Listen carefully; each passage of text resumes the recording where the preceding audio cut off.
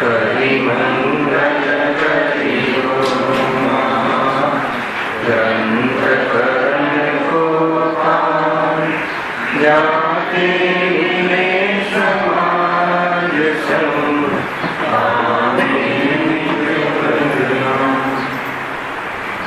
મિત્યા ભાવય ભાવથી જે પ્રગટે નિજ ભાવ તે જયવંત રહો સદા એ જ મોક્ષ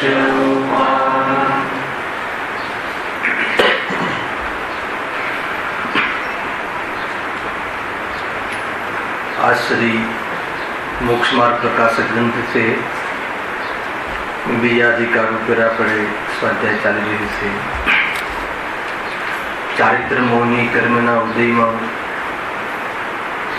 जीव केवू जीवन जीवे से चर्चा से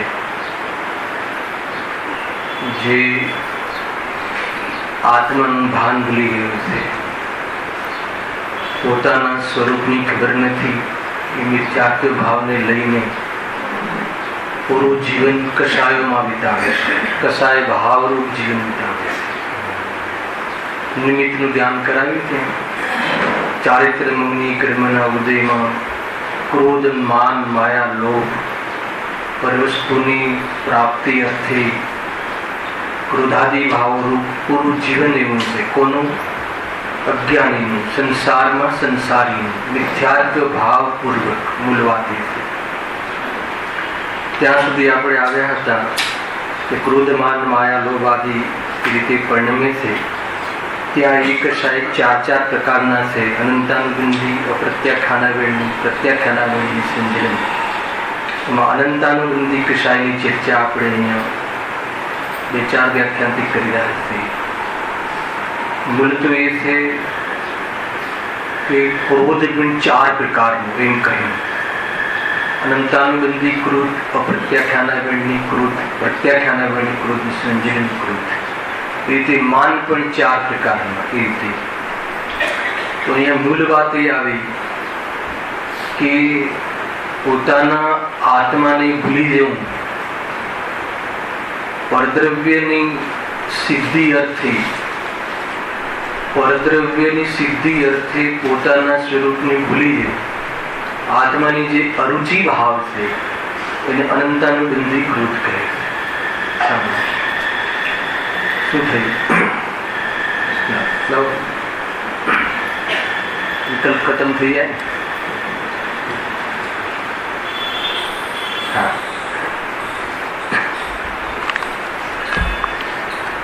શું કહ્યું कि आत्मा ने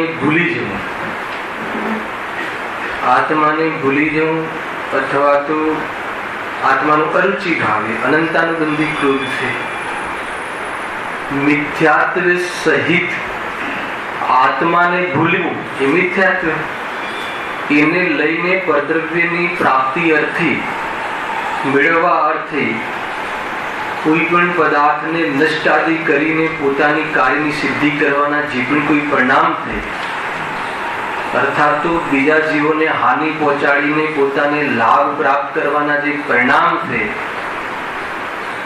શું શરત મૂકી છે પોતાનું સ્વરૂપ ભૂલીને અનંતાનુબંધી ક્રોધ છે મિથ્યાત્વ સહિતનું ક્રોધ પોતાના એક આત્માને ભૂલીને અન્ય દ્રવ્યોની પરદ્રવ્યોની પ્રાપ્તિ અર્થે જે પણ કોઈ પરિણામ થાય છે બીજું અનંતાનુબંધી માન પોતાનું અપમાન આત્માનું અપમાન આત્માના ગુણોનો મહિમા ન આપવો અને પરદ્રવ્યની પ્રાપ્તિ અર્થે પરદ્રવ્યના ગુણોનો મહિમા આપવો સ્પર્શ ગંધ વર્ણ આદિનો મહિમા આપવો વિતરાગતાનો મહિમા ન આપવો આનંદનો જ્ઞાન દર્શનનો મહિમા ન આવવો પોતાના આનંદ ગુણોનો મહિમા ન આવવો અને બહારના પૂતગલના આકાર પ્રકારનો મહિમા આવવો પરદ્રવ્યની પ્રાપ્તિ અર્થે મિથ્યાત્વ તો સાથે જ છે પરદ્રવ્ય હું છું મને લાભદાયી છે એની મુખ્યતા એ ભાવપૂર્વક ન વિતરાગતાનો મહિમા આવવો, ન વિતરાગીઓનો મહિમા આવવો. ધ્યાન રાખજો. ખ્યાલ આવે છે? કઈ રીતે વિતરાગીઓનો મહિમા ના આવવો? વિતરાગી પ્રતિમા, મંદિર આદિ આયતનોમાં પણ બહારના અર્થાત તો સાંસારિક ભોગોની ચર્ચાનો ભાવ આપવો બહુ મોટી વાત છે. આમાં કઈ પૂછ્યું છે આ સાધનના દોષનું? બધા દોષ જ દોષ છે. મંદિર આદિમાં પ્રતિમાના સામે મંદિરના ચોઘાણમાં, મંદિરના આંગણામાં પણ ભોગોની પ્રવૃત્તિની વાતો ગમે, રસ આવે તો કહે છે કે આને વિતરાગીની, વિતરાગ ભાવની મહિમા નથી, એટલે વિતરાગીઓની મહિમા. અપમાન છે કોનું? સ્વભાવનું અને વિતરાગીઓનું. બહુ એક એક પોઈન્ટ પકડવા જેવો છે. ભગવાનની પ્રતિમાની સામે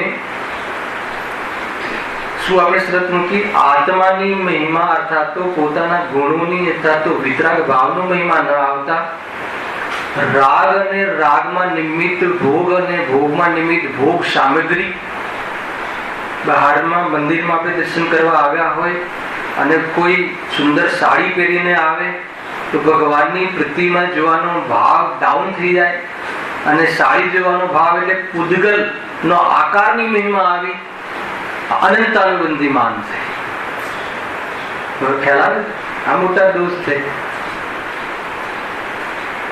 લોકો ભગવાનની સામે મંદિરમાં ચર્ચાઓ ચાલુ કરી દે છે ભોગ પ્રવૃત્તિની. ક્યારે આવ્યા, ક્યાં જવાના છો, શું કામ આવ્યા? એ બધા દોષ લાગે છે ને? ક્યાંથી આવ્યા, ક્યાં જવાના છીએ એ વિચાર્યા કરતા તમે ક્યાંથી આવ્યા, ક્યાં રોકાયા છો, હું ક્યાંથી આવ્યો અને હવે ક્યાં જઈશ. ભલે નિગોદથી આવ્યો પરંતુ સિદ્ધાલયમાં જવાનું સામર્થ્ય રાખું છું એ વિચાર કરવાના બદલે કે એને વિતરાગીની મહિમા નથી આવતી. ભગવાનની પણ કોઈ રાગી જીવ છે ને, શાના માટે આવ્યા હશે, શું થયું હશે, તો એ વિચારો આવી ગયા, પૂછવાના ભાવ, ચર્ચા.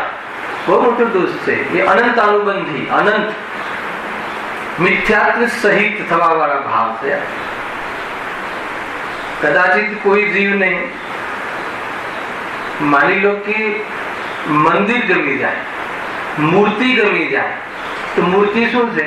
પૂદગલ દ્રવ્ય. મંદિર શું છે? મંદિરનું બિલ્ડિંગ શું છે? પૂદગલ દ્રવ્ય. એનો મહિમા આવી જાય પણ મૂર્તિમાનનો મહિમા ન આવે. અને મૂર્તિમાનમાં બિરાજમાન સર્વોપરી ભગવાન એટલે સર્વોપરી સ્વભાવી હું આત્મા, એનો પણ મહિમા ન આવ્યો તો કે અનંતાનુબંધી માન છે. ખ્યાલ આવે છે? મૂર્તિ બહુ સરસ છે, મૂર્તિમાન ન જોયું. મૂર્તિ તો પૂદગલ નહીં, એમાં જે સ્થાપના નિક્ષેપ, ભાવ નિક્ષેપ પૂર્વક જે અંદર મૂર્તિમાન, એ મૂર્તિમાં કોની સ્થાપના છે? વિતરાગી તત્વ, મોક્ષ તત્વ. ખ્યાલ આવે? મોક્ષ તત્વને પ્રાપ્ત પરમાત્મા એવા જીવ અને એવા મહાન જીવ, મહાન પરમાત્માની એમાં સ્થાપના છે. એનો મહિમા ન આવે અને મૂર્તિનો મહિમા આવી જાય, બિલ્ડિંગનો મહિમા આવી જાય તો એને પૂદગલનો મહિમા છે, પરદ્રવ્યનો મહિમા છે. કોનો મહિમા ના આવ્યો? સ્વભાવનો મહિમા ના આવ્યો. અને સ્વભાવ જેને પ્રગટ કર્યો છે એવા સર્વોપરી ભગવાનનો મહિમા ના આવ્યો તો એ સ્વભાવનો જેને મહિમા નથી, એનું જેને ગરિમા નથી, ગૌરવ નથી. આ બધું અપમાન છે. દેખાય છે ક્યાં? મંદિરમાં. ક્ષેત્ર કયું છે? ધાર્મિક. ક્રિયા કઈ દેખાય છે? પહાડમાં ધાર્મિક. અને સોચ ક્યાં છે? અધાર્મિક. પાપ બંધ થાય છે ને એ રીતે. અનંતાનુબંધી કહું તમારી દૃષ્ટિમાં, આપણી દૃષ્ટિમાં, આપણા વિચારમાં ઉર્જ શું રહે છે? આપણી દૃષ્ટિમાં મહિમા કોનું? મંદિરમાં આવે તો આપણને એવું કહે ને કે પોતાના ગુણોનો જ્ઞાન, દર્શન, ચારિત્ર, વિતરાગતા મૂળ છે. રાગ રહિત પરિણતિ, નિર્દોષ દશા, નિર્વિકલ્પ અનુભાવ, આત્માની નિર્વિકલ્પ દશા એ આત્માની સુંદરતા છે, એ આત્માની ગરિમા છે, ગૌરવ છે. એનો મહિમા ન આવતા અન્ય પૂદગલના ગુણોનો મહિમા, અને એને લઈને પ્રવૃત્તિ થાય છે. ખાલી પૂદગલનો મહિમા કહીએ તો એને સમજમાં નથી આવતું, પણ તરત જ મહિમા કોઈ મતલબ કે બરાબર સજી થજીને આવ્યું હોય બહારમાં જે ઓર્નામેન્ટ્સ ને જે વસ્ત્ર આદિ, તો આપણું ધ્યાન વિતરાગી દેવ પર કેટલું રહે છે? કેમ કે આપણને એની મહત્તા છે, આકારોની મહત્તા છે, બહારના રંગ રોગાની મહત્તા છે, કે જે પૂદગલના વિશેષ છે, જે પૂદગલના ભાવ છે, જે એક અજી દ્રવ્યની એની વિશેષતાઓ છે. તો એને કોનો મહિમા ના આવ્યો? સ્વભાવનો. તો આત્માનું સ્વભાવનું અપમાન કર્યું. એ રીતે બધામાં લગાવી શકાય. માયાચારી છલકપટ કરે છે, વિતરાગતામાં સુખ નથી લાગતું અને રાગમાં સુખ લાગે છે, કસાયની મનતામાં એ સુખનો અનુભવ કરે છે, પોતાને છલે છે, પોતાની સાથે વિશ્વાસઘાત કરે છે. જે દુઃખ અને દુઃખના કારણો છે એમાં સુખ, એ કપટ ઠગે છે પોતાને, અને એને લઈને પરદ્રવ્યોની પ્રાપ્તિ, કસાયની મનતાનું ફળ લીધું હતું કે નહીં? આત્મ લાભ વાસ્તવમાં લાભ છે, પોતાના સ્વરૂપનો લાભ લેતું નથી, એ લાભ એને ભાસતો નથી, અને બહારના પરદ્રવ્યનો લાભ ભાસે છે. એટલે બહારના પરદ્રવ્યનો લાભ ભાસે છે એટલે એને મેળવવાની જે તૃષ્ણા છે એને પુષ્ટ કરે છે. ચાહે હોય મંદિર, મારે મંદિરમાં એટલા માટે આવે છે, વિતરાગી દેવ પાસે માગણી કરે છે કે બહારમાં બહારની અનુકૂળતાના સામગ્રી વધે, તો કહે અનંતાની ઊંધી લોભ છે. કુલ મળીને અનંત એટલે મિથ્યાત્વ, મિથ્યાત્વ એટલે ભ્રાંતિ, સ્વરૂપ સંબંધી ભ્રાંતિ. એના કારણે એને લઈને જે પર પદાર્થની પ્રાપ્તિના અર્થે જે પણ કોઈ ભાવ કરે, મંદમાં મંદ કસાય કરે, કે તીવ્રમાં તીવ્ર કસાય કરે, કે વક્રતા કરે, કે જે પણ કાંઈ પરિણામ કરે, એ બધા અનંત સંસારનું કારણ છે. કેવી રીતે? અનંત દુઃખનું કારણ છે. કેમ? મિથ્યાત્વ સહિત જે પરદ્રવ્યની પ્રાપ્તિના અર્થે જે પૂરો ઉપયોગ લગાવે છે, તો એક સમયમાં ઉપયોગમાં અનંત પદાર્થો મેળવવાની જે વાસના છે એને લઈને એ વખતે અનંત દુઃખ છે. અને અનંત પદાર્થો મળે, પોતાને ભૂલીને અનંત પદાર્થો મળે એવો જે પ્રયાસ છે, એના માટે અનંત કાલ જોઈએ, એટલે અનંત કાલ રખડવા વાળો છે. એટલે કાલ અપેક્ષા એ પણ અનંતતા છે, અને એક સમયમાં દુઃખ પણ અનંત છે.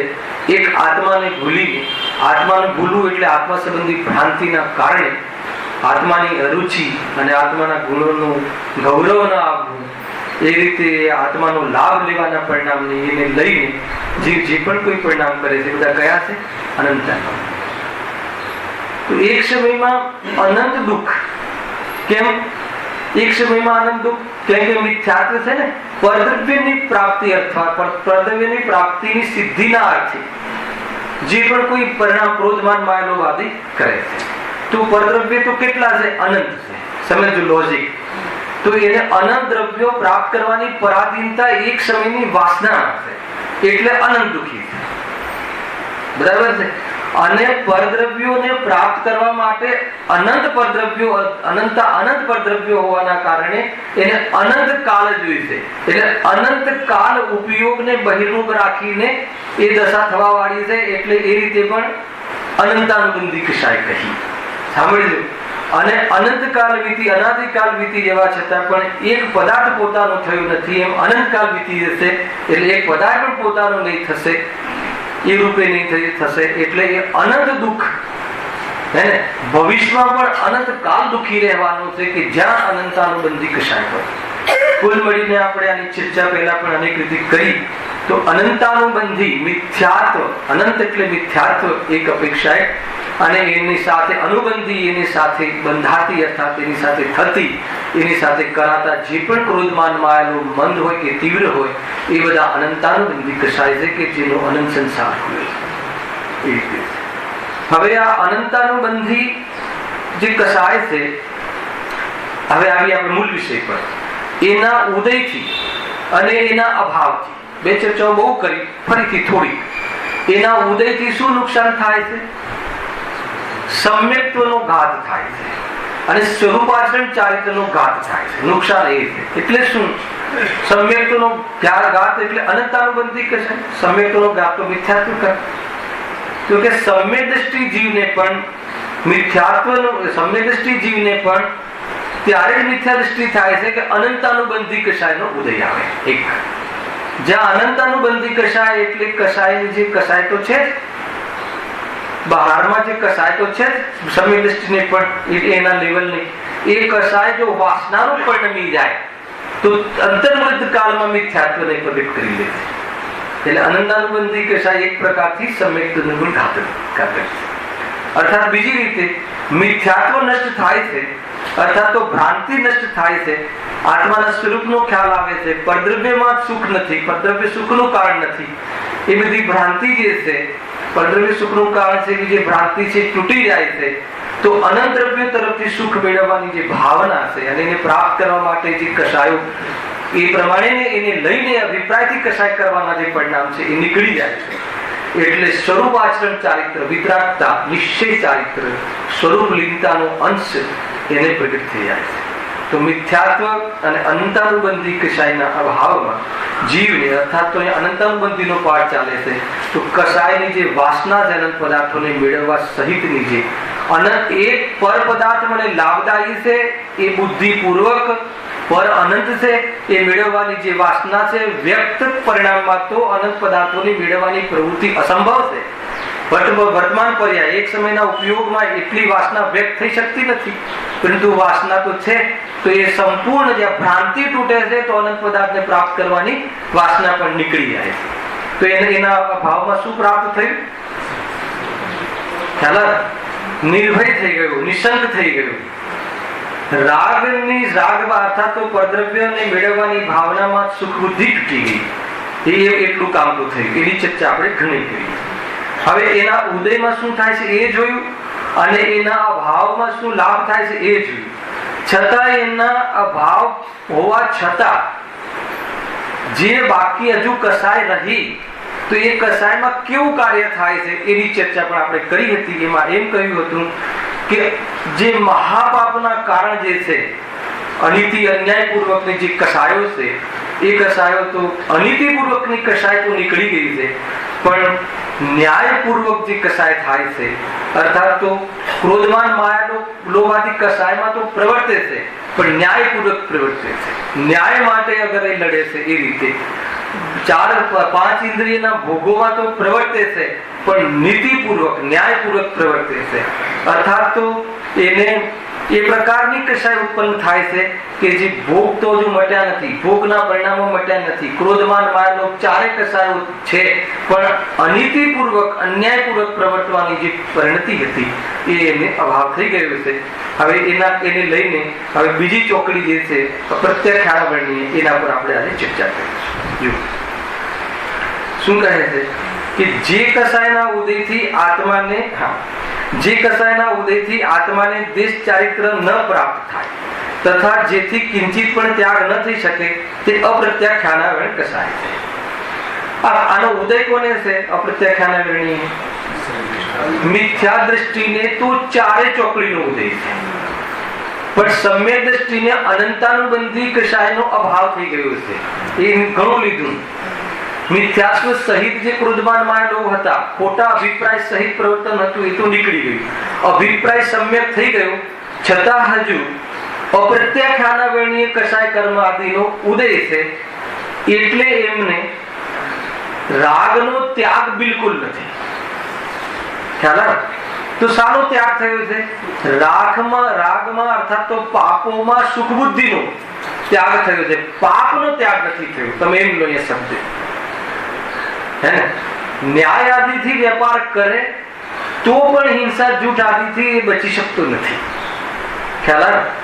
કોઈને ઠગે નહીં, ઠગવા માટે માયાચારી કરતો નથી, પરંતુ વેપાર આદિમાં માયાચારીના પરિણામ રહે છે. કેમ કે વેપાર આદિના પરિણામ એ હિંસા જૂઠ ચોરી કુશીલ આદિ પરિગ્રહ એ પાપ વગર સંભવ નથી. તો અહીંયા એમ કહે છે કે એને રાગ આદિમાં સુખબુદ્ધિ માત્ર તૂટી છે, પાપમાં સુખબુદ્ધિ તૂટી છે, પણ પાપ મર્યાદા પણ મર્યાદિત પાપ નથી થયા. અનીતિ વાળા પાપ તો ગયા છે. લોક વિરુદ્ધ, રાજ્ય વિરુદ્ધ, ધર્મ વિરુદ્ધ પાપનો અભાવ થયો છે, પણ જે લોક વિરુદ્ધ નથી, રાજ્ય વિરુદ્ધ નથી, ધર્મ વિરુદ્ધ નથી, એવા પાપ આપણે જે શુદ્ધ ભોજન કરીએ છીએ, શુદ્ધ ભોજન જે કરીએ છીએ ને, તો ભોજન કરવાનો ભાવ પાપ છે કે પુણ્ય છે? ખ્યાલ? ભોજન તો કરશે, પણ કેવું ભોજન કરશે? ભક્ષ્ય ભોજન કરશે. છતાં ભોજન કરવાનો ભાવ છે એ તો પાપ પરિણામ જ છે. સમજો? તો આ રીતે એને વેપાર આદિ કરશે, પણ વેપાર આદિ કેવી રીતે કરશે? ન્યાયથી કરશે. તો વેપાર આદિ કરવામાં કયો પાપ બાકી રહી જશે? ખાલી એટલું જ છે કે ન્યાયથી કરશે. એટલે હજુ વેપારમાં મર્યાદા આવી ગઈ એમ નથી. પરિણામોમાં 5 પાપમાં કોઈ મર્યાદા આવી ગઈ હોય નથી. એટલું માત્ર છે કે અનીતિપૂર્વક નહીં આચરણ કરે, અન્યાયપૂર્વક આચરણ નહીં કરે. પણ એનું આચરણ તો આજે બી વેપાર આદિ જે છે એ બધા આચરણ જે છે એમાં પાપ જે થાય છે એ તો થાય છે. તો એ રીતનું એનું જીવન છે. એટલે એને એ કસાય અપ્રત્યાખ્યાના વર્ણીય કસાયનો ઉદય. હવે આપણે એનો અર્થ સમજીએ. અપ્રત્યાખ્યાના વર્ણીય કસાય. ઠીક છે? તો અપ્રત્યાખ્યાન એટલે શું? અપ્રત્યાખ્યાન એટલે એક દેશ ત્યાગ. એટલે કિંચિત, પ્રત્યાખ્યાન એટલે ત્યાગ, કિંચિત ત્યાગ. એટલો ખ્યાલમાં આવે. એક દેશ ત્યાગ. દેશ એટલે સંપૂર્ણ, દેશ એટલે પૂર્ણ, અને એક દેશ એટલે અલ્પ. તો અલ્પ પ્રત્યાખ્યાન, અલ્પ પ્રત્યાખ્યાન એટલે ત્યાગ. અલ્પ ત્યાગ, અલ્પ ત્યાગ કોને કહેવાય છે? અણુવ્રત. ખ્યાલ? અપ્રત્યાખ્યાન એ તો ધર્મ છે. અપ્રત્યાખ્યાન એ તો શ્રાવકનો ધર્મ છે. એક દેશ ત્યાગ થયો. એટલે એક દેશ, એટલે અલ્પ, પ્રત્યાખ્યાન એટલે ત્યાગ, અલ્પ ત્યાગ. હવે અલ્પ ત્યાગ કરવાનો પણ ભાવ ન આવે, અર્થાત તો અલ્પ ત્યાગના ભાવ પણ આવરણ આવે એવી જે કસાય કર્મ છે એને અપ્રત્યાખ્યાના વર્ણીય કસાય કહે છે. ખ્યાલ આવે? આખો શબ્દ સમજજો. અપ્રત્યાખ્યાના વરણ, પેલા એક શબ્દ છે. અપ્રત્યાખ્યાના વરણ કસાય, પેલા એટલો જ સમજો. અપ્રત્યાખ્યાના વરણ કસાય. તો અપ્રત્યાખ્યાન પ્લસ આવરણ વત્તા કસાય, 3 શબ્દ આવે આખા શબ્દમાં. તો અપ્રત્યાખ્યાનનો અર્થ શું થાય? અપ્રત્યાખ્યાનનો અર્થ થાય કે કિંચિત ત્યાગ. કિંચિત ત્યાગને અણુવ્રત કહે છે, એક દેશ ત્યાગ કહે છે. શાનો ત્યાગ? પાપોનો ત્યાગ. ખ્યાલ? હવે જેને પાપોનો ત્યાગ, પાપ પરિણામના ત્યાગની વાત છે, પુણ્ય પરિણામના ત્યાગની વાત નથી. પુણ્ય પરિણામના ત્યાગની જે સિચ્યુએશન છે, એનું જે સ્ટેજ છે, સ્તર છે, અલગ છે. પણ પાપ અને પુણ્ય બંને આશ્રવ છે, સ્વભાવ નથી. બંને વાસ્તવમાં બંધના કારણ છે. ખ્યાલ? બંને આત્માની વિકૃતિ છે. એ તો દ્રષ્ટિ, પરંતુ એ દ્રષ્ટિ થયા પછી સમ્યક દ્રષ્ટિ શું કરે છે એની ચર્ચા છે. કેવી રીતે વિતરાગ માર્ગને પ્રગટ કરે છે? તો સૌપ્રથમ પાપોનો ત્યાગ થાય છે, અર્થાત તો અશુભ ભાવનો ત્યાગ થાય છે સૌપ્રથમ. પછી પુણ્ય ભાવનો ત્યાગ થાય છે. અને એ રીતે જેનો ત્યાગ થાય છે એના ત્યાગ પૂર્વક શુદ્ધતા વધતી જાય છે, અને એ રીતે શુદ્ધતાની પૂર્ણતા થાય છે. ક્રમ આવી. ખ્યાલ? આપણે તો પાપ અને પુણ્ય બંને હે છે, બહુ સાચી વાત છે.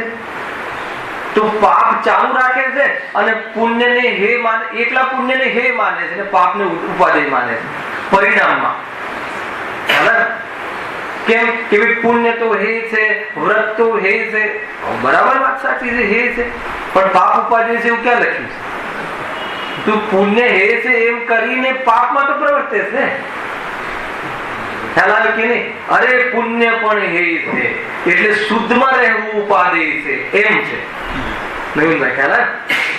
આ તો શું કે પાપ, વ્રત આદિ, દેવ દર્શન આદિ બધું હે છે. અરે એ હે છે એટલે શું? ખાલી એક સ્વરૂપમાં રહેવા યોગ્ય છે, એની સામે બધું હે છે.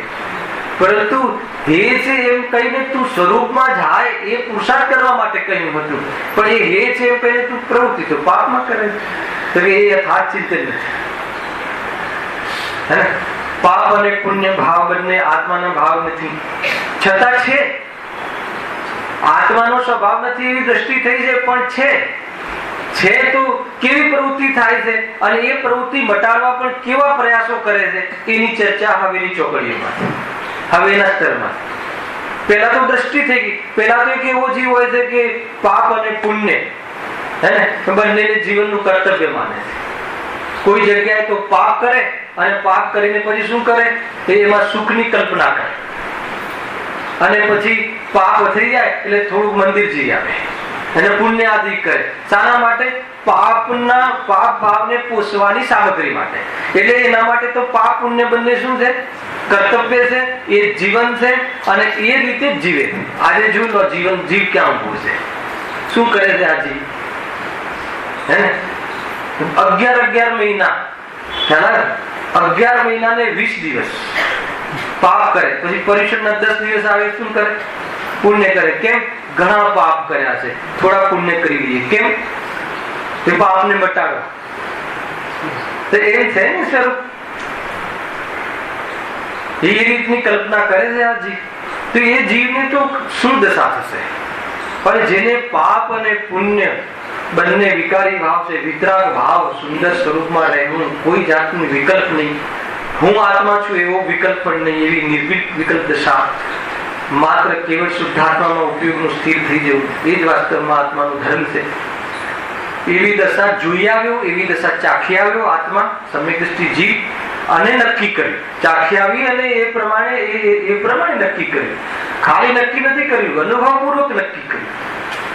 છતાં કસાયો મટી નથી. એ આ કોટીમાં અપ્રત્યાખ્યાનાવરણીય કસાયનો, બાકીની 3 ચોકડીનો ઉદય છે, એમાં અપ્રત્યાખ્યાનાવરણીય કસાય કર્મનો સમ્યક દ્રષ્ટિ જીવને, અસંયમી જીવને એનો ઉદય છે. એ આપણે લીટી સમજવી છે. એ લીટી સમજવામાં અપ્રત્યાખ્યાનાવરણીય કસાય અને પછી ઉદય, આ 4-5 શબ્દોનો આપણે આજે અર્થ કરીશું. તો પ્રત્યાખ્યાનનો અર્થ ત્યાગ, અનો અર્થ કિંચિત. તો એ બંનેને જોડો તો કિંચિત ત્યાગ. કોનો કિંચિત ત્યાગ? પાપોનો. પાપ પુણ્યમાં સુખ બુદ્ધિનો ત્યાગ, એ તો સમ્યક દર્શન. અને પાપોનો કિંચિત ત્યાગ, ખ્યાલ આવે ને? કિંચિત ત્યાગ એ અણુવ્રત. પાપ પુણ્યમાં સુખ બુદ્ધિનો ત્યાગ, છતાં પાપ પુણ્ય બરાબર રહ્યા, પાપ બધા જ છે, તો અવૃત્તિ શાવક. અને પાપમાં ત્યાગ થયો, થોડો ત્યાગ થયો, એક દિવસ ત્યાગ થયો. એક દિવસ ત્યાગ એટલે ખ્યાલ છે એ પાપ પરિણામમાં મર્યાદા, જેટલા છૂટી ગયા છે એ કોઈ બી કિંમત ઉપર ના કરે. એ પરિણામ તમે સમજી લો, કોઈ બી કિંમત ઉપર ગમે તેવી પ્રતિકૂળતા આવી જાય, શ્રાવક જીવ, વ્રતિ શ્રાવક, આ કોની ચર્ચા ચાલે છે? ગ્રહસ્થ ધર્મની ચર્ચા ચાલે છે. સમજો, સંઘની પંચેન્દ્રિય જીવ, ચાહે તિર્યંશનો દેડકો હોય કે ચાહે વાઘ હોય કે સાપ હોય, અને મનુષ્ય ગતિનો મનુષ્ય, નારકી નરકનો, 7મી નરકનો નારકી હોય કે દેવ ગતિનો અસુર દેવ હોય, સંઘની પંચેન્દ્રિય જીવ, પાપ પુણ્ય વિકારી ભાવ, શુભ અશુભ ભાવ એ શુદ્ધ ભાવથી જુદા છે. ચાહે ભગવાનના ભક્તિના ભાવ આવે કે ચાહે દુકાન કરવાના ભાવ આવે, છે વિકલ્પ. ખ્યાલ આવ્યો? એ બધા જ વિકલ્પોથી નિવૃત્ત થઈ સંપૂર્ણ કસાય મટાડવી, એ જ વાસ્તવમાં પૂર્ણ મોક્ષ છે. મૂળ તો એની દ્રષ્ટિ તો એ વખતથી, ખ્યાલ આવ્યો? કેળું ખરીદે એ વખતથી જ કેળાની છાલ ફેંકવા લાયક છે, પણ ફેંકે ક્યારે?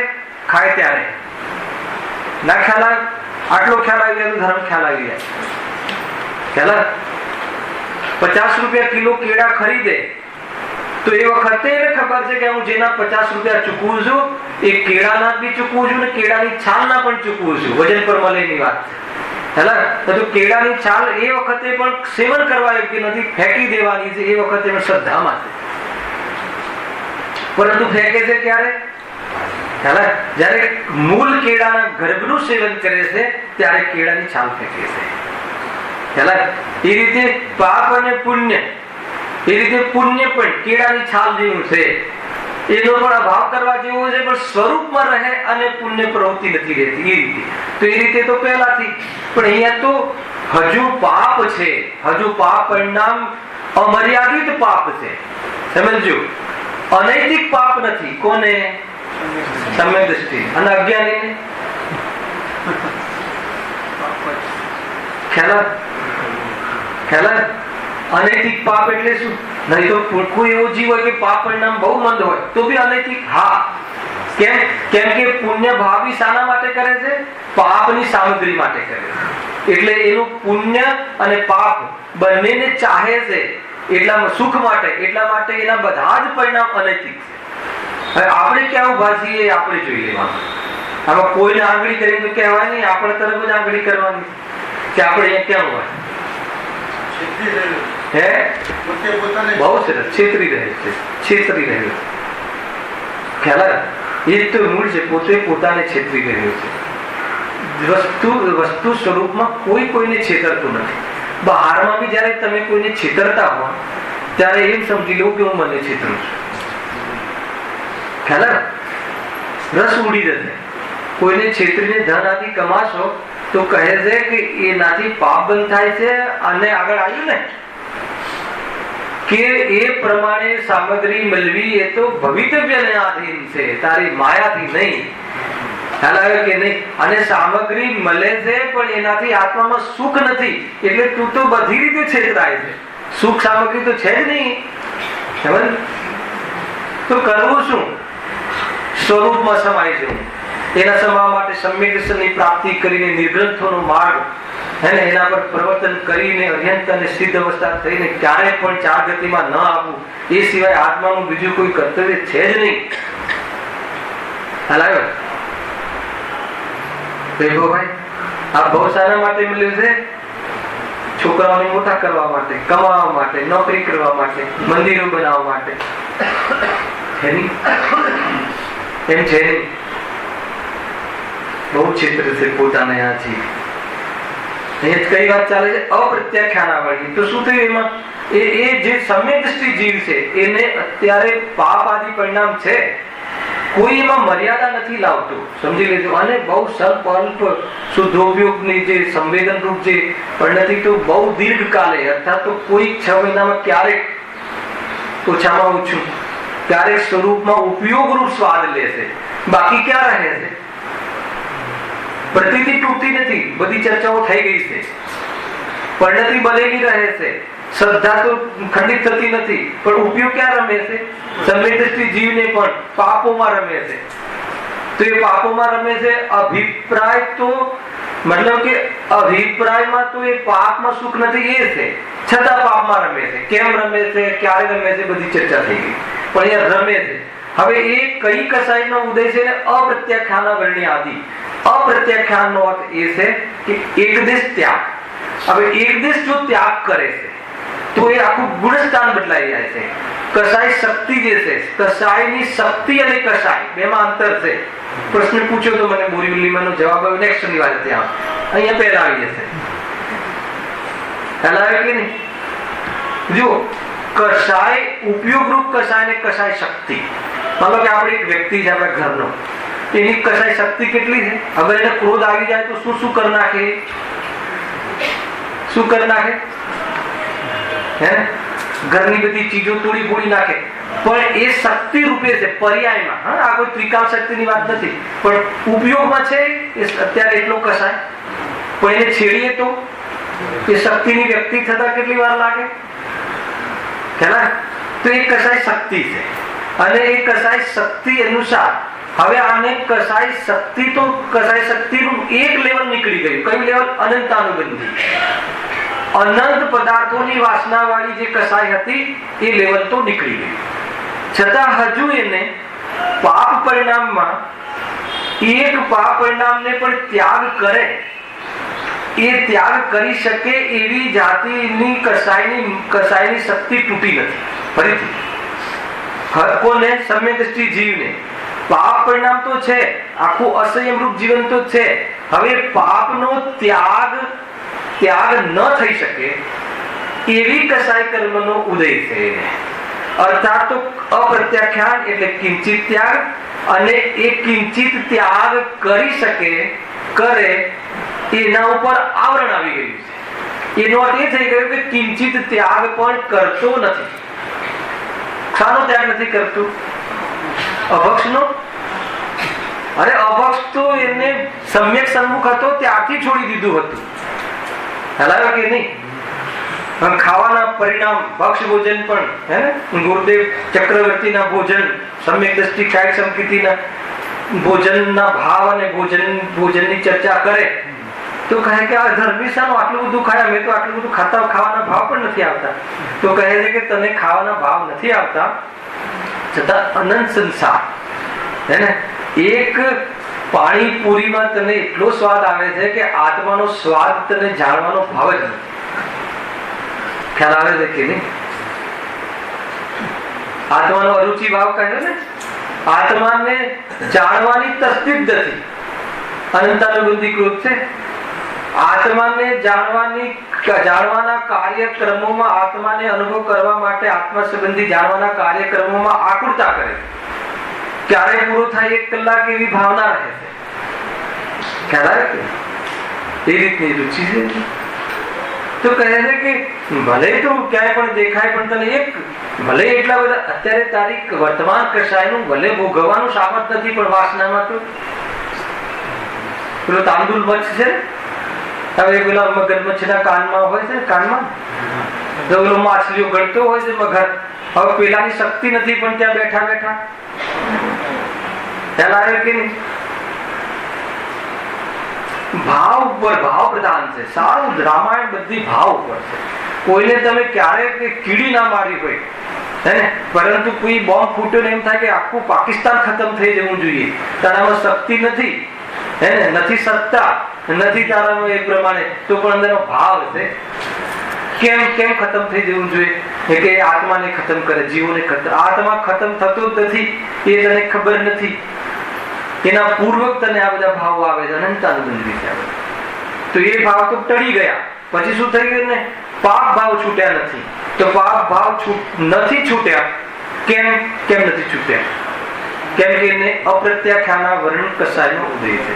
ત્યાગ થઈ ન શકે એવા અથવા ત્યાગ થાય એવા ભાવો પર આવરણ આવવા વાળી કસાયનો ઉદય છે.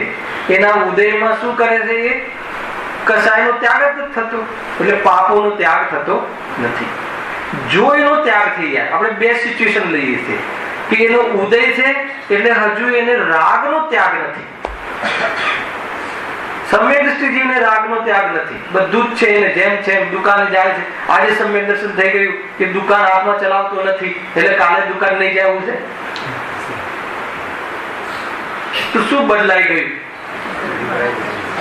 દુકાન ચલાવવાની કર્તૃત્વ બુદ્ધિ તૂટી ગઈ. તો પછી શું રહ્યું? દુકાન ચલાવવાનો રાગ તો છે, પણ હું ચલાવી શકું છું એ વાત જૂઠી છે. ખ્યાલ આવે કે નહીં? ગજબ નો આ મોમેન્ટ સમજવી બહુ કઠિન પડે. પરદ્રવ્ય સાથે એકત્વ બુદ્ધિ તૂટી ગઈ હે ને. 2 जिस्म 1 जान ચાલે છે ને આજકાલ. તો પતિ પત્ની વચ્ચે કેવો પ્રેમ હોવો જોઈએ?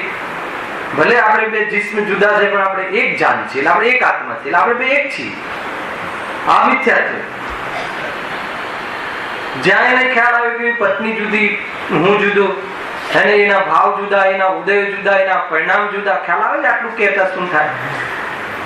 કોઈ પ્રશ્ન જ ના રહે આમ કેમ કરે છે, જેમ આમ ખ્યાલમાં આવે છે. હજુ એટલું જુદું નથી એને, હજુ ઓર બહુ જુદું. વેદજ્ઞાન તો બહુ, એને વેદજ્ઞાન કઈ ચરમસીમાનું હોય છે. પેલા તો આનાથી નિમિત્ત દૃષ્ટિ પણ તૂટી ગયેલી છે એને. વારંવાર હું કેમ વિષય લઉં છું કે આ વિષય મુખ્ય છે, એટલે આગળના વિષયમાં બહુ ચિંતાનો વિષય નથી. આ થઈ જશે તો આગળનું મોની દશા ઓટોમેટિક આવવા વાળી છે. પેલા આ મુખ્ય છે, આ તોડવું ને ઉત્કલ સાથે કરતું, એ તૂટી ગઈ છે જ્ઞાનીને. એને પૃથક પદાર્થનો ખ્યાલ આવી ગયો છે. વર્તમાન જે પર્યાય સહિત પદાર્થ પૃથક છે એ ખ્યાલ આવી ગયો. એના બધા જ ઉદયો એના આધારે છે. કોઈ મારા ઉદય મારા આધારે છે, મારું કોઈ બગાડતું નથી. હું જે રાગદ્વેષને દુઃખી થયું છે મારા કારણે થયું છું. સમ્યક દૃષ્ટિને આ રીતે પર મારું કરાવે ને હું પરનું કરું એવી કર્તૃત્વ બુદ્ધિ છૂટી ગઈ. ખ્યાલ આવે કે નહીં? તો રાગનો તો કરતા છે કે નહીં? રાગની કર્તૃત્વ બુદ્ધિ છૂટી ગઈ છે, પણ રાગ તો કરે છે. ખ્યાલ આવે? કર્તામાં કર્તૃત્વ બુદ્ધિ ને કરવામાં કરે છે કોણ? રાગ કરે છે કોણ? આત્મા કે જડ? જ્ઞાનીનો આત્મા કે અજ્ઞાનીનો આત્મા? નહીં, જ્ઞાનીનો આત્મા તો ન કરે, અજ્ઞાનીનો આત્મા કરે. અરે આત્મા જે સંસારમાં રહેલો આત્મા રાગાદિક રૂપ પરિણમે છે, કરે છે, તો પછી જ્ઞાની કેમ? કેમ કે રાગ એ કરવા લાયક નથી, એ દુઃખનું કારણ છે. અને એ દુઃખની જનેતા છે રાગ. એ આત્માનો સ્વભાવ નથી. એટલે રાગ અને જ્ઞાનનો ભેદ જ્ઞાન છે, એવી દ્રષ્ટિ થઈ ગઈ છે એટલે જ્ઞાની. અને અજ્ઞાની, પેલો અજ્ઞાની કેમ? અરે આટલો રાગ તો હોય ને, આટલો ક્રોધ તો હોય ને. કોઈ છોકરા મસ્તી કરે ને ક્રોધ ના આવે, કોઈ આપણા પૈસા પડાવી લે ને ક્રોધ ના આવે. અરે તારું કોઈ શરીર ચીરી નાખે તો પણ ક્રોધ ના આવે, એવી સ્થિતિમાં જવાનું છે. તું આગળ કર, ક્રોધ ના આવે. અરે એમ તો કે મને ક્રોધ આવી જાય છે, અરે એ તો મારી કમજોરી છે, એટલું એ એના પર તો આવે. ખ્યાલ આવે આખું આનું એંગલ? ઉપાદેય માને. ખ્યાલ આવે? કમાવું હોય તો ચોરી તો કરવી જ પડે. અરે તને ચોરી કરવાનો ભાવ આવે છે એમ તો કે, પણ ચોરી કરીને કમાવાય છે, પુણ્યના ઉદયથી કમાવાય છે, જ્ઞાની કહે છે. અને તને ચોરીના ભાવ રહે છે એ પણ વાંધો નથી એમને, પણ તું ચોરી કરીને કમાય છે, કરવી જ પડે ને આના. તો પછી કરવી જ પડે તો તને છોડવા સંબંધી વાતો પણ નહીં કરે. વાત જ પતી ગઈ, એન્ડ આવી ગયું. ખ્યાલ આવે? સમ્યક દૃષ્ટિ અને મિથ્યા દૃષ્ટિનું અંતર કેટલી ઉપાધિ દીધી, જળની જેમ ચોટ્યો છે આ પદ્ધતિ. એના વગર તો સમજ. આ રીતે ચાલે છે કાર્યક્રમ બધા. તો રાગની દૃષ્ટિ માત્ર કે કરવાના, અરે બહુ મોટું કામ થયું છે. માત્ર તો એટલે કે હજુ ઘણું પદ પર ચાલવાનું બાકી છે. હજુ તો સંપૂર્ણ રાગનો ત્યાગ, થોડી પણ કસાય રહી જાય. મુનિ અવસ્થામાં છઠ્ઠા ગુણ સ્થાનના અનુકૂળ પ્રવચન સાર લખવાનો ભાવ વાળી કસાય રહી જાય તો પણ તારું અર્હંત પણ નથી આવતું. તો એટલે કસાય તો કસાયનો કણ પણ ખોટો. તો કસાયનો કણ ખોટો તો કસાય નું સ્વામી બને છે. તો એ કસાયને આ ભાવ કરવાનો પ્રયાસ ક્યારે કરે? અંતર ખ્યાલ આવે? કસાયનો કણ હોય તો પણ ખોટું, કેમ કે ત્યાં સુધી એને સિદ્ધતા નથી આપતી. એ મુનિરાજ તો પછી ક્યાં વાત આવી? તો અહીંયા શું છે? કસાય આત્માનો સ્વભાવ નથી, છોડવા લાયક એવી દ્રષ્ટિથી. છતાં હજુ પાપ ભાવ મટ્યા નથી, કોઈ પાપ હજુ એને મટ્યા નથી. વાત એ હતી કે અત્યારે સમ્યક દૃષ્ટિ થઈ જાય તો કાલે એને પછી ભક્ષ ખાવાનું, અભક્ષ ખાવાનું. અરે અભક્ષ ખાવાનું તો પહેલા છોડે, સદાચારમાં છે, ધર્મમાં તો છે જ નહીં. હાલ કે નહીં? સપ્તવ્યસનનો ત્યાગી એ તો કોઈ ધર્મની વાત નથી. એ તો અજૈનોમાં પણ એવો વ્યવહાર, ભદ્ર વ્યવહાર તો જોવા મળે છે. એમાં કઈ બહુ મોટી વાત કરી દીધી. 7 વ્યસનમાં તો કોઈ નહીં ચાહે. અજૈન હશે એ પણ, શુદ્ર હશે, વણકર હશે, હરિજન હશે, એ પણ એના છોકરાને 7 વ્યસનથી દૂર રાખવા માંગે છે. બહુ ચાલે છે આજે, હે ને? શરાબ છોડવા જેવું છે, પછી ગુટકા બધું બધેથી એ જૈન છે. એ લોકો અજૈન છે તો પણ છોડવાની વાતો તો ત્યાં પણ ચાલે છે. જે બધી જે ખોટી ચીજો છે તો એમાં કઈ બહુ મોટી વાત છે? એ કોઈ ગુરુદેવ તો કહે કે એ વાત સમજાવવાની હવે એટલો બધો સમય બગાડવાની જરૂર નથી. આ સ્વભાવ એ તો આ નહીં ખાતું ને આ નહીં પીતું, એ તો કે સમજી લેજે ઘરેથી, સંસ્કારથી, મા બાપના. અહીંયા બહુ ઊંચી વાત કરવા વાળા છે કે આત્માને આહારની જરૂર નથી જીવવા માટે. હવે તો એ વાત કરવા વાળા છે. આ હાથી જીવે છે એ વાત ખોટી છે. નહીં તો જો હાથી જીવે તો સિદ્ધ રેતોને આહાર નથી હોતા, તો એ તો મૃત જાહેર થઈ જશે. મુનિરાજ આહારનો અંશ માત્ર ગ્રહણ કરે છે, આહારના ભાવના ત્યાગી છે. સમજો? તો એ વાતો ક્યારે સમજાઈશું? પછી જો આ વાતો સમજાઈશું એ ગુરુદેવ કહેતા. તો એ રીતે જ આમ મિથ્યા દ્રષ્ટિ જે છે, દીર્ઘ મિથ્યા દ્રષ્ટિ છે, વાસ્તવમાં એની તો શું દશા? તો અહીંયા શું થયું છે કે પાપમાં સુખબુદ્ધિ છૂટી છે, પણ પાપ ભાવ છૂટ્યા નથી. કેમ છૂટ્યા નથી? તો કર્મની ઓરથી અપ્રત્યાખ્યાના વર્ણનીય કસાય કર્મ, જળ કર્મ છે એવા પણ એનો ઉદય છે. અને ઉપાદાનની ઓરથી લઈએ તો હજુ એને ત્યાગનો ભાવ આવતો નથી. અચ્છા, ત્યાગનો ભાવ નથી આવતો એને ખબર છે કે નહીં? કેમ નથી કરતો એનો જવાબ આગળ 3-4 વ્યાખ્યાનમાં આપી દો. એની કમજોરી છે, હે ને? હજુ એની કસાય સહન થતી નથી. ખ્યાલ આવે? અલ્પ સંસારીની વાત છે આ, અનંત સંસારની વાત નથી. જેને અલ્પ સંસાર બાકી છે, 15 ભાવ મેક્સિમમ કહો, સમ્યક દર્શન ન જાય તો, અને જતું રહે તો અંતર્મુલક કમ અર્થપુદ્ગલ પરાવર્તન, ક્યાં એને સંસાર સંગ્રહ. એવા જીવનું શું કામ? તમે હોટલમાં ખાવાનું છોડી દો, એ ગ્રુપ તમારો ત્યાગ કરી દેશે. એ ગ્રુપ તમને, હે ને, શું કહેવાય એને? બહાર કાઢી બાયકોટ કરશે. બાયકોટ એટલે સંસારમાં રહી ના શકે જીવ.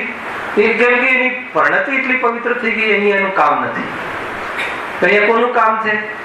અહીંયા દુઃખી જીવનું કામ છે. દુઃખી થવું એનું કામ છે. આખી વાત જુદી છે, આધ્યાત્મિક વાત જુદી છે ભાઈ, સમજવા જેવી છે. તો અપ્રત્યક્ષ છતાં એને ત્યાગ છે. ત્યાગ નથી, કેમ નથી થતો? તો કે હજુ એને ત્યાગનો ભાવ નથી આવતો. છતાં એ મહાવ્રતની ભાવના તો ભાવે છે, નથી ભાવતો એમ નહીં, પણ ત્યાગનું પરિણામ નથી થતું. ભાવના ભલે ગમે એટલી ભાવે કે મારે તો સિદ્ધની ભાવના ભાવે છે, સંપૂર્ણ દેહાદિ ભાવ થઈ જાય. કેમ કે દ્રષ્ટિમાં તો દેહ રહિત આત્મા વસે છે. દેહનું લક્ષ પણ નથી. લક્ષ એટલે એ સંબંધી એનાથી કઈ લાભ થાય છે એવો પક્ષ પણ નથી. તો પણ એને ત્યારે એવી જાતિની કષાયનો ઉદય છે કર્મની ઓરથી. કઈ કષાય કર્મ, કઈ ચોકડી? તો હવે આ લેવલ કેવી રીતે તોડશે? એક જ ઉપાય છે, જે સમ્યક દર્શન કર્યું હતું એ જ, બીજો કોઈ ઉપાય નથી. તો હવે ત્યાગ તો એના પહેલા અભ્યાસ કરે છે. કાલે પણ કહ્યું હતું ને કે આપણે સમ્યક દર્શન ના પછી જે ચારિત્રનું કનેક્શન છે ને એ આપણે નથી સમજતા. એ સમ્યક દર્શન આત્મા તો ખાતું નથી, આત્મા તો પીતું નથી, આત્માને તો કર્મ અડતું જ નથી. કયા આત્માને? ક્યાં છે એવો આત્મા? ખ્યાલ આવે કે નહીં? ઠીક છે, અડતું નથી, બહુ ઊંચી વાત છે, બહુ મોટી વાત છે. આ વાતની સિદ્ધિ કરવા માટે, આ વાતને પ્રમાણ કરવા માટે, આ વાતને અર્થાત તો આ વિષયને અનુભવ કરવા માટે શું કરવું જોઈએ? તો કે અડતું નથી શરીર, તો એવા શરીર પરથી લક્ષ્ય છોડીને વિતરાગી થઈને અનુભવ કરવો પડશે. એમને નહીં થાય કે શરીરની મસ્તી અને એની પુષ્ટિ કરતા કરતા કે શરીર તો અડતું જ નથી અને આત્મા તો ખાતો જ નથી, તો હવે એમ કાંઈ પણ ખાવ પીવો એમ નથી. તો એ જ્યારે આત્મા કાંઈ ખાતો નથી એટલે કે આત્માનું જીવન જે છે એ ખાવાથી નથી. આત્મા જે કાયમી ચૈતન્યમયી અને સત્તામયી રહે છે એ દેહના કારણે નહીં. જ્યારે એવી બુદ્ધિ થઈ જાય છે તો દેહને જે પાલન પોષણ માટે જે ભાવો હતા એને સમજી લો. એ નહીં તો પેલા નીતિ ન્યાય વાળા પાપ આવી જાય છે અને પછી એ પાપમાં પણ મર્યાદા લાવે છે. અભ્યાસ રૂપથી મર્યાદા લાવે છે, નિયમ રૂપથી નહીં. વ્રત રૂપથી તો આ ચોકડી જશે. ત્યારે નિયમો કરી જુઓ નિયમ. એને આજે તો ભોજનનો ભાવ નથી, આજે 2 જ વાર ભોજન કરીશું. જો કથન તો આ રીતે બોલાશે, પણ 2 વાર ભોજન કરીશું તો પછી 2 વાર ભોજન કરીશું તો જે 10-10 વાર કરતા હતા એમાં 8 વાર નહીં કરીને શું કરશો એ વાત પણ ખબર હોવી જોઈએ. એ વાત ખબર નથી હોતી એટલે જીવ ફસાય. આપણે પેલા 10-10 વાર કરતા હતા, જયારે ઘરે જઈએ ત્યારે આ લાવજે પેલું લાવજે, થોડી વાર થઈ જાય કલાક ટીવી નો બરાબર સમય જતો રહે, પછી કે થોડા ભજીયા બનાવ, પછી બાજુ કલાક થઈ જાય થોડી ચાલાવે, મોઢું ચાલો ચાલો ચાલો ચાલો કસાય બધી બાજુ છે કે નહીં? હે, કોઈના ઘેર જઈને જોવાની જરૂર નથી. એને આપણે બધા આમાં રંગાયેલા છીએ. ખ્યાલ મેં કોઈ કહે કે હું આમ કરું છું, આ ભાઈને ક્યાંથી ખબર પડી ગઈ? એ કોઈ બહુ મોટી વાત નથી. આવું તો જીવન જ હોય છે. તો હવે નહીં, આજે તો હવે બસ 2 વાર ભોજન લેશું તો બાકી હવે તો 8 વાર નહીં કરે એમાં શું શું કરીએ? તો કે એમાં જે ઉપયોગ બચશે ને એ જે સમય બચશે, મારો બચશે, મારા કારણ નિમિત્તે બહેનોનો હે ને માતા બહેનોનો બચશે. તો અમે બધા સ્વાધ્યાયનું આયોજન કરીશું અને એનાથી સ્વાધ્યાય કરીશું. આત્માની વાત સમજીશું. પછી શું કરશો? આત્માની વાત સમજીને પછી શું કરશો? કે આત્માનું સ્વરૂપ સમજીશું અને આ જેટલી પણ કસાયો છે એ દુઃખરૂપ તો આમે લાગે જ છે હે ને. અને એ કસાયો મટાડવાનું જે આત્માનું સ્વરૂપ છે સમજી એનો વિચાર કરી અને વિશેષ એમાં લીન થવાનું સામાયિક આદિના પ્રવૃત્તિ કરીશું. અને જેમ જેમ તમને આ રસ જાગૃત થશે, પહેલા રસ ખાવા પીવાનો રસ છૂટે છે, એની રુચિ છૂટે છે, એનામાં વિશ્વાસ આવવો જોઈએ. કોઈ કહે કે આનાથી જીવન છે એમ નહીં. એક તું ગમે એટલું મતલબ કે લીલોતરી ખાઈ લે કે તારા આયુષ્યનો એક સમય વધશે નહીં. પાપ બાંધીને જઈશ, સમજી લેજો. કાંઈ મતલબ એમ છે નહીં. તો અનેક જીવોની હિંસાની જે પ્રવૃત્તિ છે એવા પરિણામ ડાઉન થશે. તો અહિંસા ધર્મ જે છે, વિતરાગ ધર્મ છે, પસંદ પડશે અને એને લઈને બહારમાં કેટલો બધો ઉપયોગ બચશે. કમાવાનું બચી જશે, બહુ પૈસા ભેગા કરવાનું બચી જશે તો કરશે શું? બહારમાં પાપોથી બચશે. ખ્યાલ? મતલબ એ પાપોથી બચશે, રાગથી બચશે અને ઉપયોગ બચાવશે. અને ઉપયોગ બચાવશે તો એ સ્વરૂપના ચિંતન મનનમાં લગાવશે અને સ્વરૂપના ચિંતન મનનમાં લગાવતા એની બહારની રાગ શક્તિ ડાઉન થશે અને ચૈતન્ય શક્તિ ગર્ભમાં ડેવલપ થશે. અને ગર્ભમાં ચૈતન્ય શક્તિ ડેવલપ થશે તો કહે છે કે ચિંતન કરવાનું, આ તો હું છું, હવે આ હું છું એમ પણ વિચારવાની વાત ક્યાં આવી. એ રીતે પરિણમન કરશે, અનુભવ કરશે, અને એવો અનુભવ કરશે એ જીવને બહારના પદાર્થો પાસેથી ભાવની નિવૃત્તિ અને એવા નિમિત્તો મટી જશે, એટલે નિર્ગ્રહ દશા ખુલશે, એટલે મોક્ષ માર્ગ ખુલશે. એ રીતે આખી રીતે પરિવર્તન કરે. કોઈ સામાન્ય વાતો નથી. આ કેટલી પરાધીનતા, આ જીવને કેટલી પરાધીનતા હે ને. એક શરીર અને શરીરના સગાઓ એક જગ્યાએ, મતલબ કે કોઈ જગ્યાએ શું કહેવાય, વ્યવહારમાં ના પહોંચ્યો તો એટલો ભયભીત, હવે સમાજ મારી જોડે સંબંધ છોડી દેશે, આ કરી દેશે. અરે કયો સંબંધ છે, શું સંબંધ છે? આત્માના અનુભવનો પ્રોગ્રામ મુખ્ય રાખવો. બહારના વ્યવહાર તહેવારોમાં કોઈ બોલાવે કે નહીં બોલાવે એનાથી કોઈ આત્માને સંબંધ નથી. વૈરાગ્ય પણ જીવંત રાખજો ભાઈ. જે સાથે આવતું નથી એની મમતા શા માટે? મૂર્ખતા છે ને.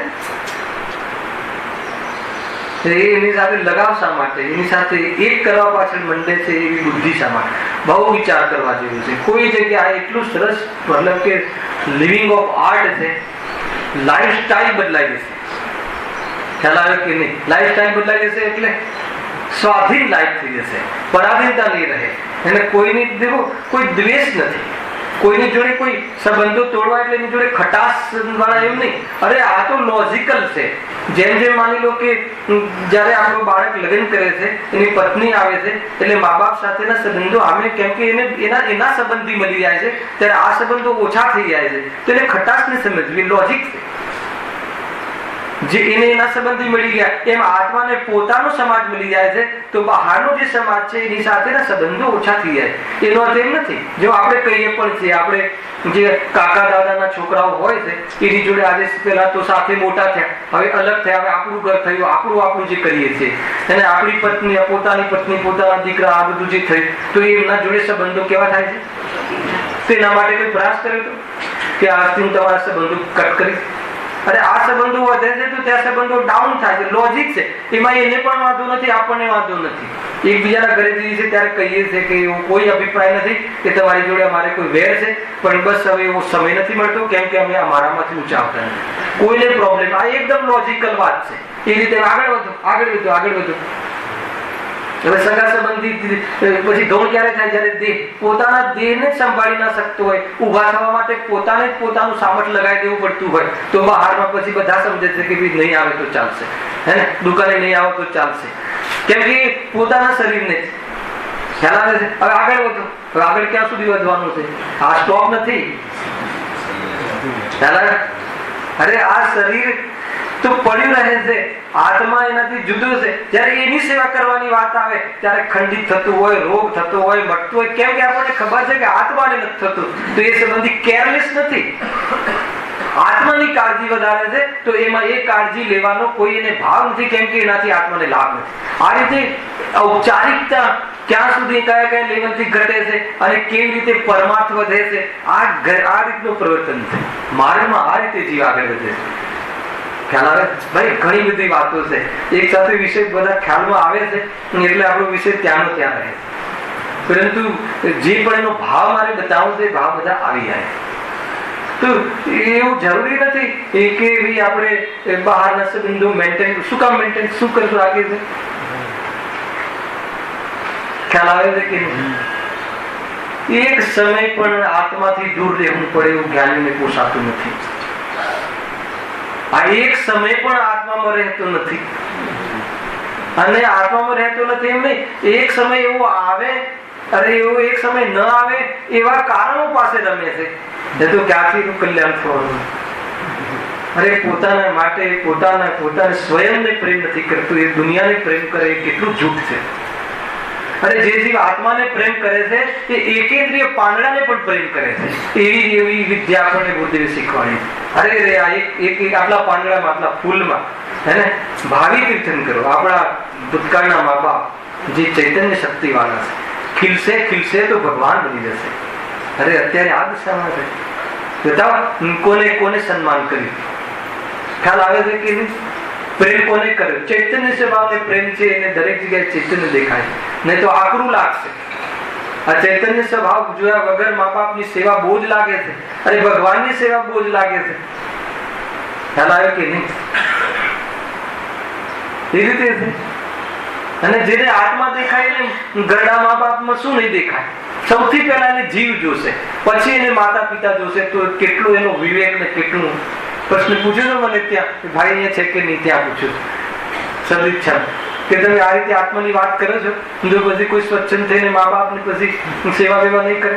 મેં પૂરા લોજિક થી સમજાવ્યું કે જે આત્માને સમજે છે એનો વ્યવહાર એટલો જબરજસ્ત હોય છે. કેમ કે વ્યવહાર એ સાપેક્ષ છે, એ વ્યવહાર નિરપેક્ષ છે. બે રીતે. કેવી રીતે સાપેક્ષ છે? તો સાપેક્ષ એટલે છે કે રાગ આવ્યો છે, નિરપેક્ષ એટલે એની પાસે અપેક્ષા નથી. હું તમારી સેવા કરું છું તો તિજોરીનો દલ્લો મને આપી દેજો એવું નથી. કેમ કે એના માટે નથી કરતો? કેમ કે અંદરમાં એની બીજી તિજોરી દેખાય છે, ચૈતન્યની. કદાચથી ચૈતન્યની સંભાળ રાખી શકે એવી ક્ષમતા નથી. તો આની સેવા કરો કે જેથી સ્થિર રહે અને ચૈતન્યને યાદ કરે. કેટલી જબરજસ્ત વાત છે કે મને એક ફૂટી કોળી પણ ના આપે, કેમ કે મારે એની આમે જરૂર નથી. તો એ સેવાનો મતલબ નિરપેક્ષ નિષ્કામ સેવા હોય છે. અને બાકી તો સેવા એ સમજવા જેવી સેવા છે. તેની પર પકડાય છે વાત. બીજી લાઈન પર કઈ વાત બરાબર લાઈન છે.